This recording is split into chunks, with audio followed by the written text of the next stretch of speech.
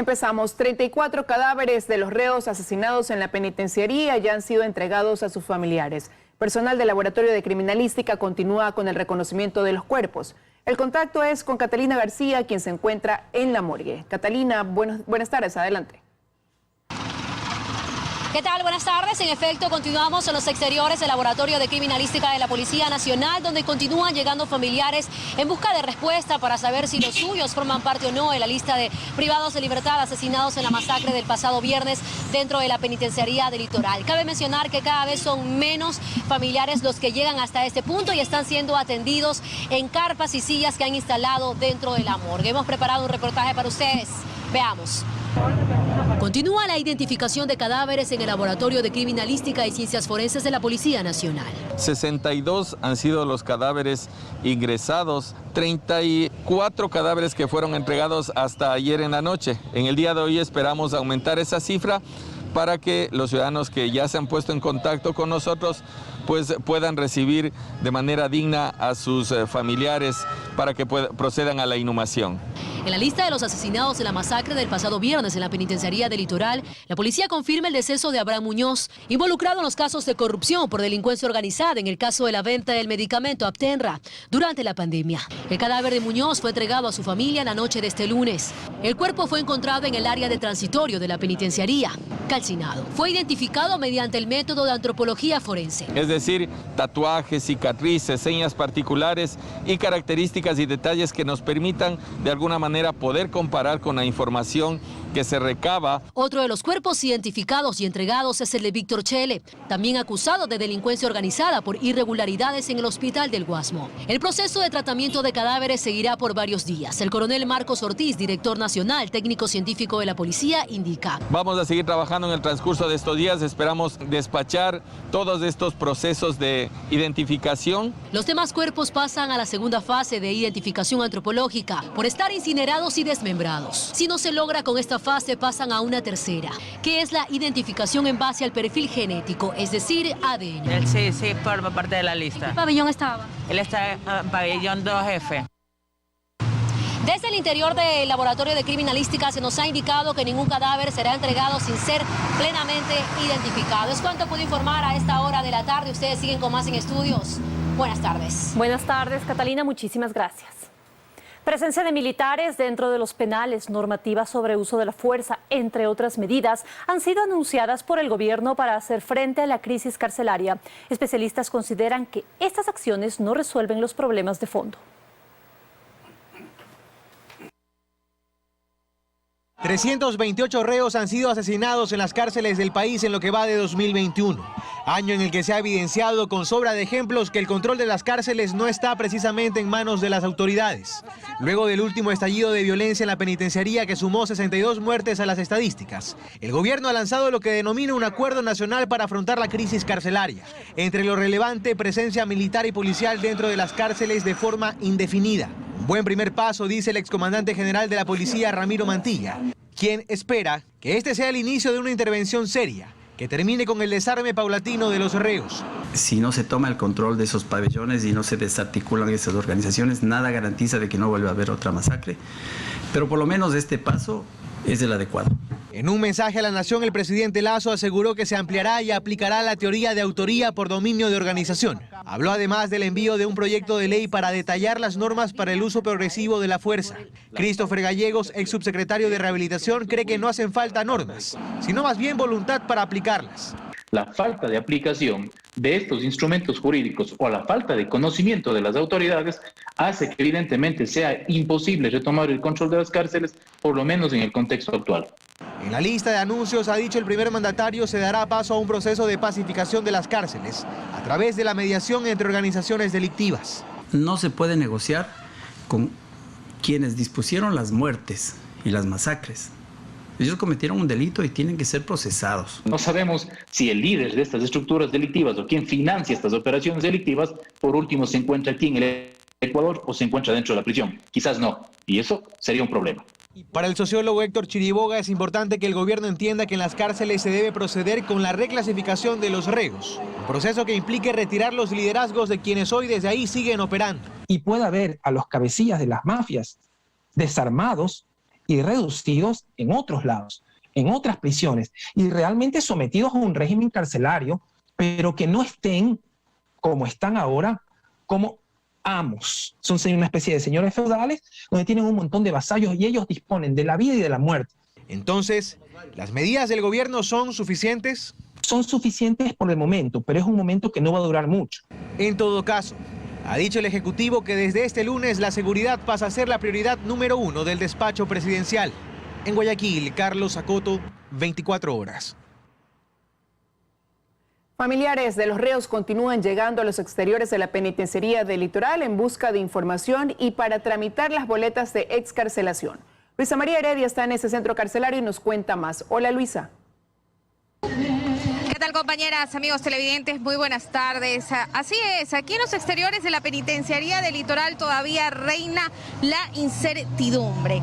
Hasta ahora vemos que bajo este fuerte sol hay familiares de PPL esperando recibir información de la administración del penal, es decir, del SNAI, pues no han podido comunicarse con los reos desde que ocurrió la matanza el fin de semana. Mi compañera Valerie Villalba ha preparado un reportaje, veamos. Este era el ambiente en los exteriores de la penitenciaría del Litoral la tarde de este lunes. Vehículos de medicina legal que seguían saliendo del recinto, policía con sus grupos tácticos y fuerzas armadas a las afueras. Pero también la incertidumbre de las familias que se apostaron desde temprano para saber algo de los suyos, de quienes están cumpliendo una pena, quienes aún no reciben sentencia, y quienes ya la cumplieron, pero que aún no pueden salir. Me dicen que porque no está el señor boletero, no pueden otorgarle la libertad a mi cliente. La primera pregunta, ¿qué sucede si hoy de noche hay una nueva revuelta y mi cliente muere? El responsable es del centro carcelario y del sistema administrativo lento e ineficaz. Blanca desde el 10 de noviembre está a la espera de que su familiar pueda salir en libertad, habiendo ya ingresado la boleta de excarcelación, pero lo único que recibe es un espere. Que no, que tengo que esperar. Desde el 10 de noviembre eso no es justo con la matanza que está habiendo y no tienen consideración. Ese es el drama que se vive ahora afuera del centro carcelario, mientras las horas y los días pasan. Todos tienen que esperar porque toda la gente tiene que esperar cuando hay hartísimos millones de presos que ya están con la libertad. Hay quienes después de tanto esperar están en libertad. Y sus familias los abrazan porque no tuvieron que llorarlos después de esta última masacre. Pero claro es que aún quedan otros reos que siguen adentro, que no saben si habrá o no una nueva revuelta y si serán ellos las siguientes víctimas, con una promesa por parte del gobierno nacional de recuperar el sistema carcelario. Valerie Villalba, 24 horas. Anoche justamente 15 PPLs pudieron salir ya tras horas y horas de trámites que hicieron sus abogados y familiares. 5 oriundos de otras provincias, 10 de la provincia del Guayas, que entre las 10 y 11 de la noche pudieron irse a su casa. En el transcurso de la mañana habrían salido por lo menos 3 PPLs más y de aquí se espera que se retomen estos trámites ya a media tarde para que otro grupo sea liberado en la noche. Es todo lo que les puedo informar desde acá. Continúan ustedes en estudios con más noticias. Muy buenas tardes. Muy buenas tardes, Luisa María. Muchísimas gracias. La policía, con Tania Varela a la cabeza, es la encargada de la protección interna y el mantenimiento del orden público, incluyendo el interior de las cárceles. Desde que fue posesionada Varela, más de 200 reos han sido asesinados, mientras que las muertes en las calles suman 580 solo en Guayaquil en 2021. ¿Lo que pasó en la penitenciaría de Guayaquil es responsabilidad de alguien? ¿Quién debía evitar o reaccionar ante lo que veíamos todos? Según la Constitución, la policía, aunque su comandante general, Tania Varela, decía esto. No eran las condiciones adecuadas para que podamos hacer una intervención que podía generar mayores consecuencias. La policía y sus grupos élites no evitaron la masacre porque no entraron. Ya ha habido masacres de este tipo. Si no había ya el planteamiento de este tipo de escenarios y se presentan como que no hay las condiciones para actuar, es porque no han hecho su deber. Según el artículo 163 de la Constitución, la Policía Nacional tiene como misión proteger la seguridad de las personas dentro del territorio nacional. Y si bien el reglamento del sistema de rehabilitación social dice que la policía se encargará de la seguridad perimetral de las cárceles, estamos en estado de excepción y el presidente puede disponer el empleo de la policía. Tania Varela está en el cargo de comandante general desde marzo de este año y fue ratificada en mayo por el presidente Guillermo Lasso. Su comandancia avanza bajo 2 estados de excepción.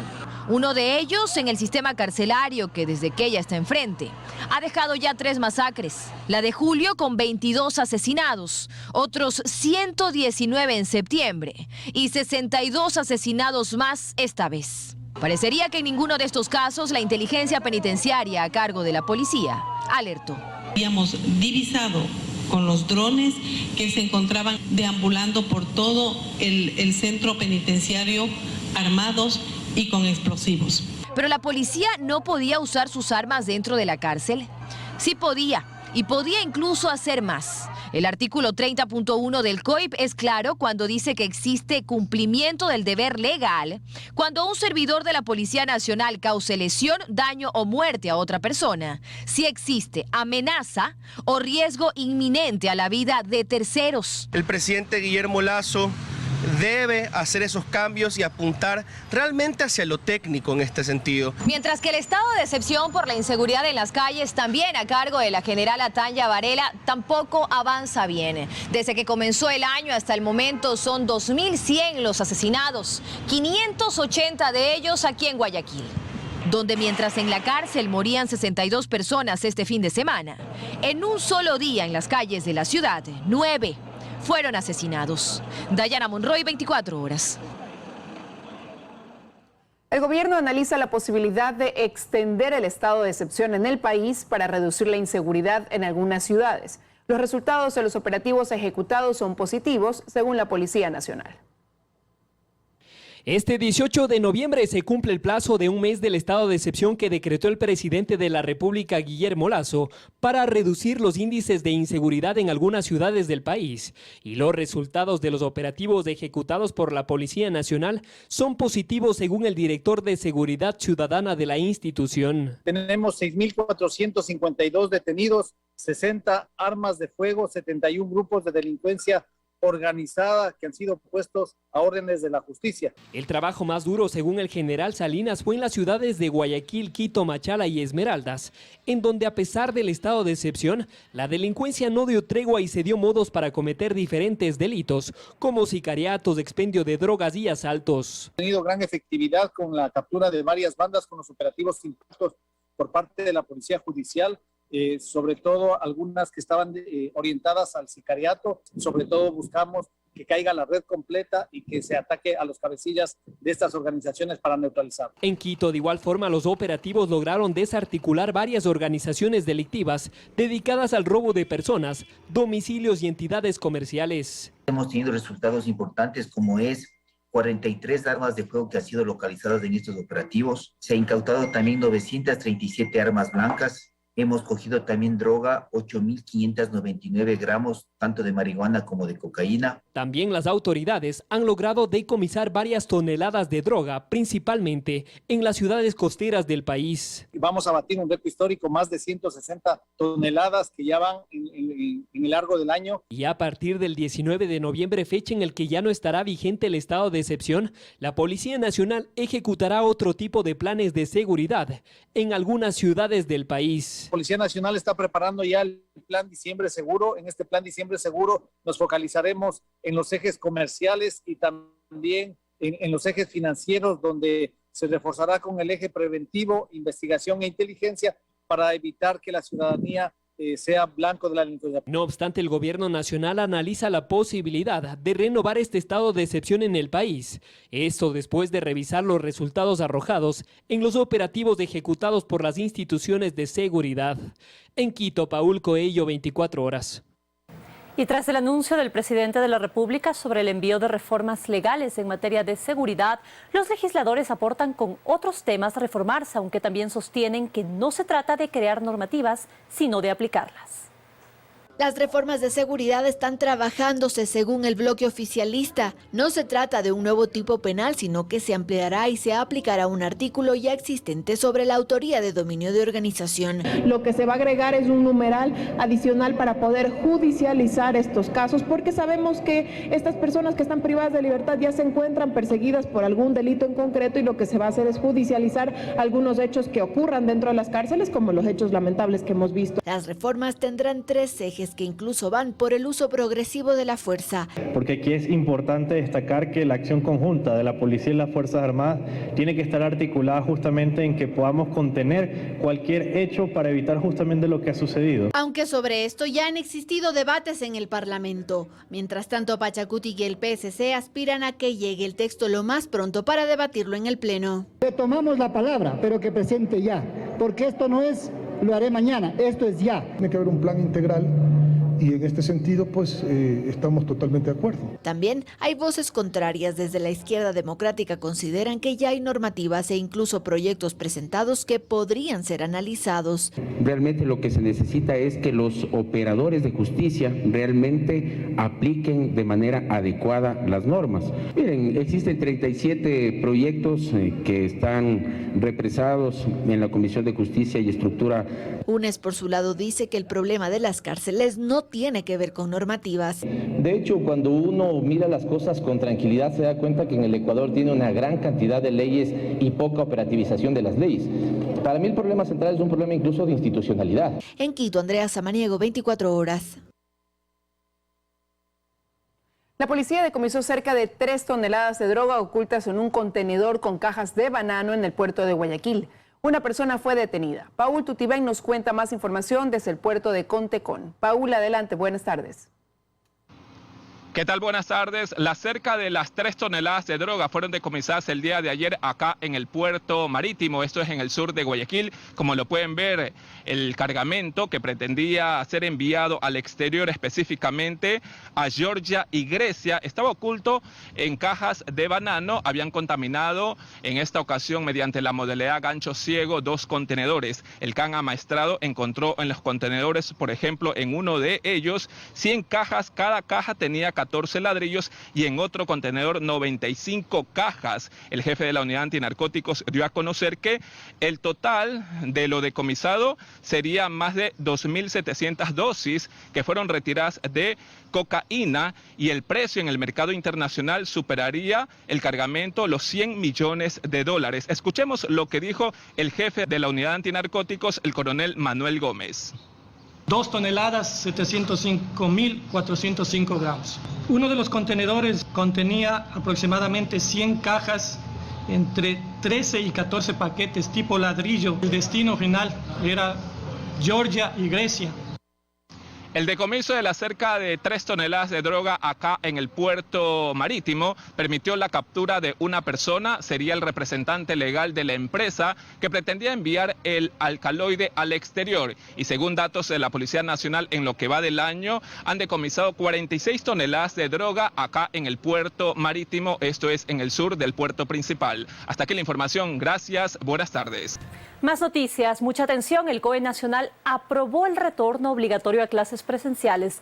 Este será progresivo y empezará el próximo 22 de noviembre. A esta hora nos enlazamos con Joana Ramos, quien está en el Colegio Vicente Rocafuerte de Guayaquil. Joana, te escuchamos. Adelante, por favor.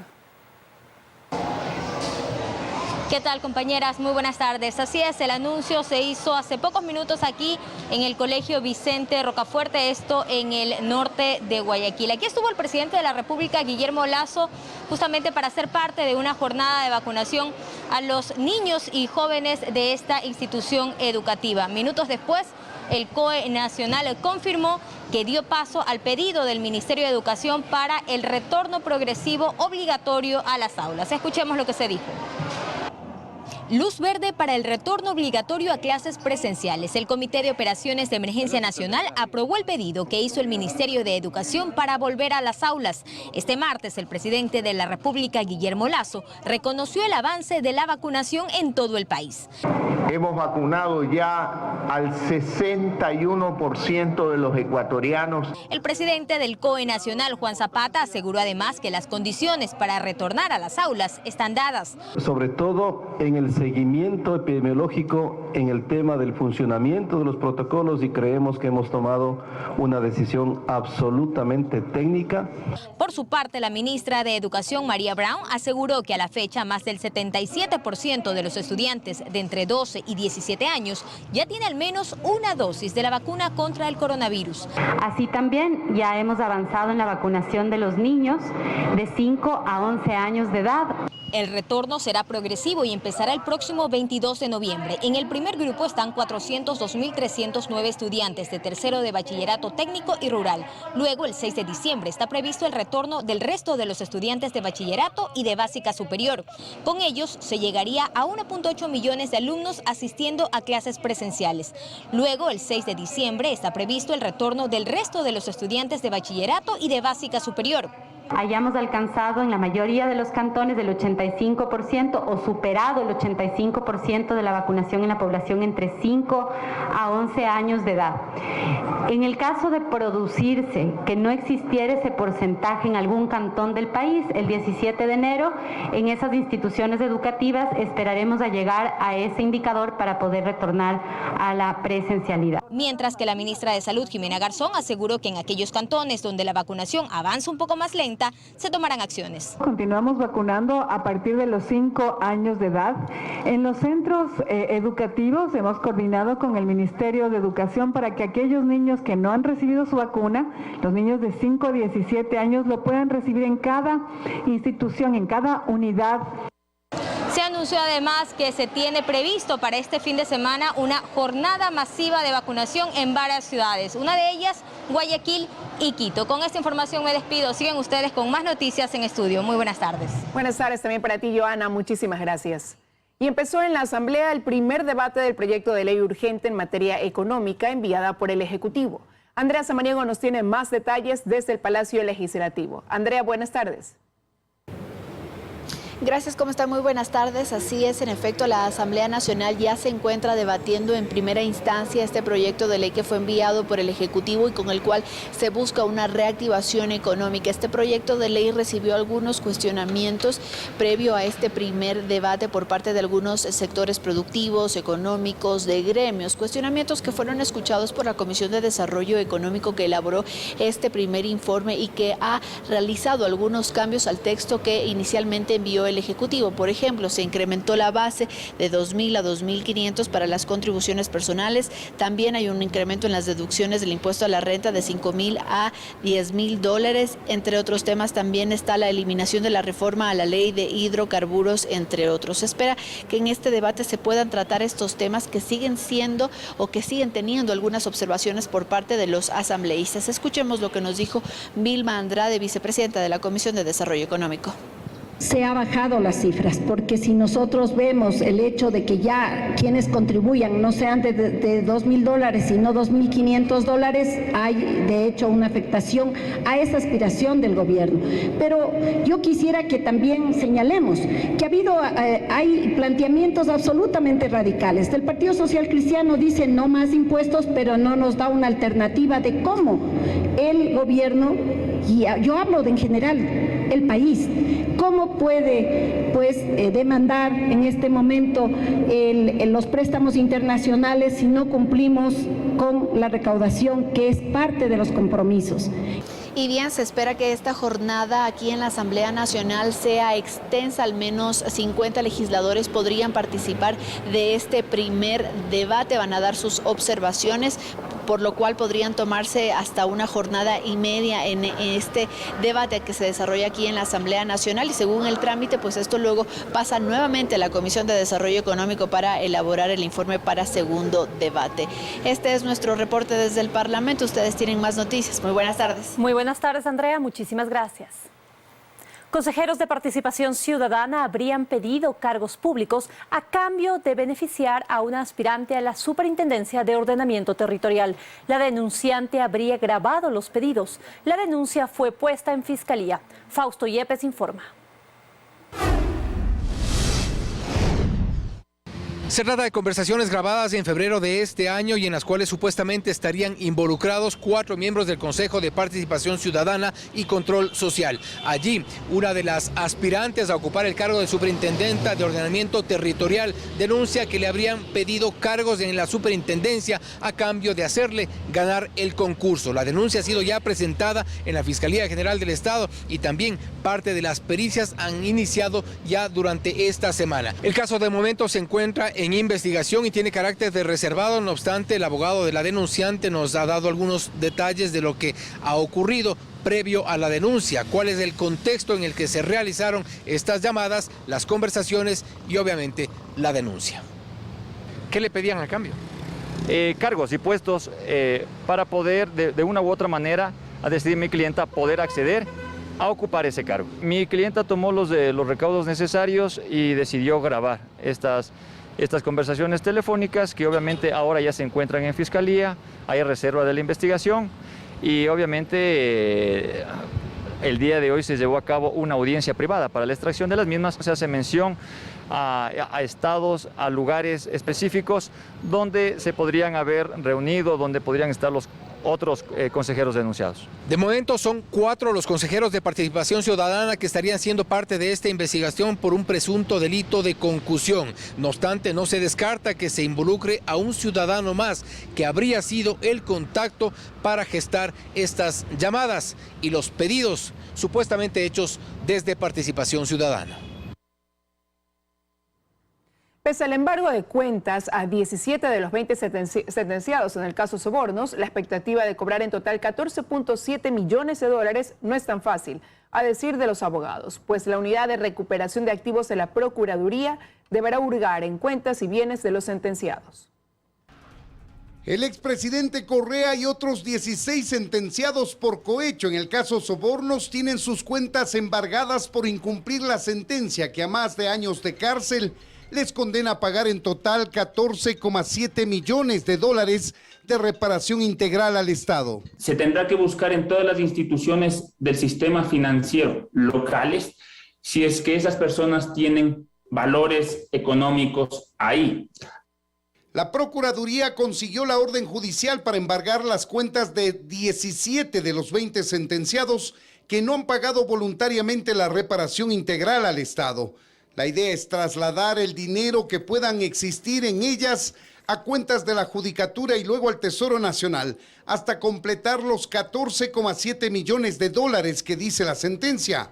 Pero si no hay dinero en las cuentas... Si existen saldos, pero no son suficientes, quedará un saldo por cubrir. O existen cuentas que no tienen saldos, no habrá lugar a la ejecución.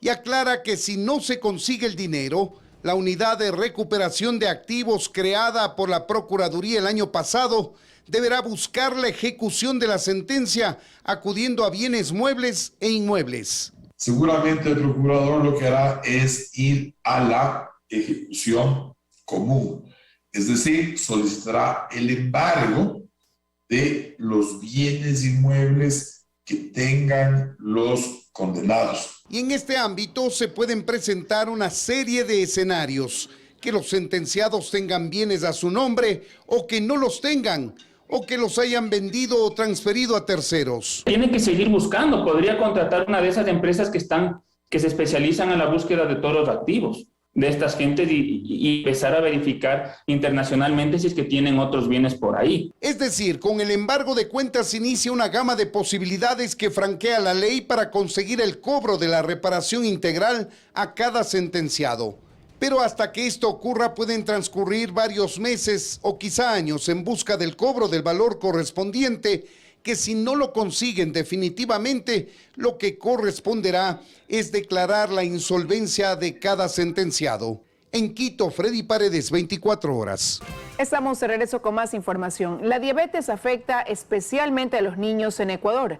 La diabetes tipo 2 es la que afecta debido a la alimentación calórica que tienen los niños. Habría una prevalencia del 30% de obesidad en pequeños de entre 5 y 11 años.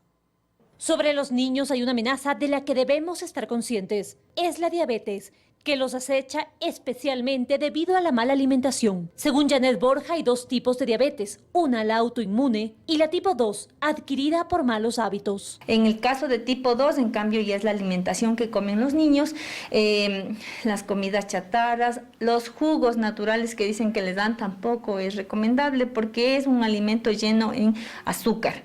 Es preferible los alimentos comerlos en fruta antes que procesados. Según el jefe del área de endocrinología endocrinología del Hospital Carlos Andrade Marín del IES, actualmente hay una prevalencia de obesidad infantil de niños entre 5 y 11 años del 30%. Tienen sobrepeso o obesidad y eso incide obviamente en un riesgo a la enfermedad crónica que es la diabetes a largo plazo. Desde Cuenca también la endocrinóloga pediatra Daniela Saquicela explica el problema. Las cifras van incrementándose de manera exponencial, sobre todo con el problema de sobrepeso y obesidad, que es el principal factor de riesgo para que nuestros niños desarrollen diabetes tipo 2. De que de cada 10 pacientes que yo veía en mi consulta en Guayaquil a nivel público, 8 de ellos tenían un problema de sobrepeso u obesidad. Antes se decía que un niño gordito era un niño sano. Ahora, explican, está latente el riesgo de la diabetes, especialmente si llegara a darse una falla a nivel del páncreas. Un niño que ya está en sobrepeso tiene riesgo de ser un adulto futuro de diabetes. Entonces, ¿cómo debemos identificar esto? Si vemos que nuestro niño está incrementando su peso, vemos que no hace ejercicio el niño, entonces es importante llevarle al médico. Lo más importante es que les enseñen con el ejemplo buenos hábitos. Cuando hablamos de buenos hábitos, son varias cosas que se suman. El número de horas que debe dormir un niño y el momento en el que debe dormir. La forma de alimentación, sin duda, es una parte primordial.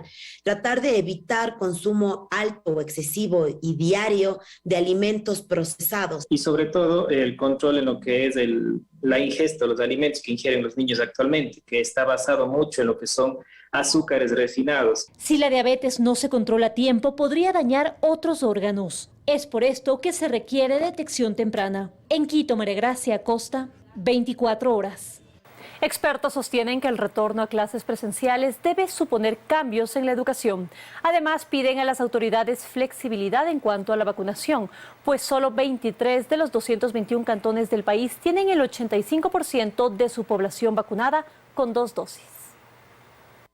No permitiremos el 100% de aforo en las instituciones educativas que estén dentro de cantones que no hayan alcanzado el 85% o más de vacunación con 2 dosis. Este anuncio de la ministra de Educación ha causado inquietud, sobre todo porque si se revisa las cifras del vacunómetro, ninguna provincia registra un 85% de vacunación con 2 dosis a niños de entre 5 a 17 años. Y si revisamos los datos por cantones, en donde no se muestra una segmentación por edad, solo 23 de 221 cantones del país cumplirían con ese requisito. Vacuna a los niños da una seguridad a los padres y a la comunidad de que ahora sí es seguro volver. Antes también fue seguro volver. Afortunadamente, me parece que el porcentaje de casos es 0.033% que hemos tenido desde la reapertura de todos los planes piloto. Eso es mínimo. Hace falta el priorizar una campaña más masiva en relación al tema de vacunación. Las expertas además sostienen que el retorno a clases supone varios desafíos. Se espera que muchos chicos ya no van a volver al sistema educativo, que ahora que ya vamos a abrir las clases, necesitamos necesariamente ver cómo nosotros proyectamos un sistema educativo relevante y que sea atractivo para que los chicos puedan volver. Si nosotros volvemos al mismo sistema educativo memorístico, en donde nuestra única misión va a ser tratar de cerrar la brecha del rezago escolar, realmente habremos fracasado. Además, creen que es fundamental utilizar nuevas herramientas que no solo garanticen el aprendizaje teórico, sino también la salud mental. Es importante que los docentes tengan otro tipo de herramientas. Por ejemplo, ahora los docentes más que nunca van a enfrentar a niños, niñas y adolescentes que llegan con muchos temores. Y aseguran que la educación no podrá ser concebida como era antes, incluso por temas de aforo. Que los niños tienen que estar 6 horas en el aula. Tampoco es lo ideal. Tal vez esta es la oportunidad de repensar el sistema educativo y decir, ok, 3 horas van a estar afuera y van a estar haciendo actividades lúdicas. El trabajo, entonces, recalcan, deberá ser en equipo entre autoridades, docentes, padres de familia y estudiantes.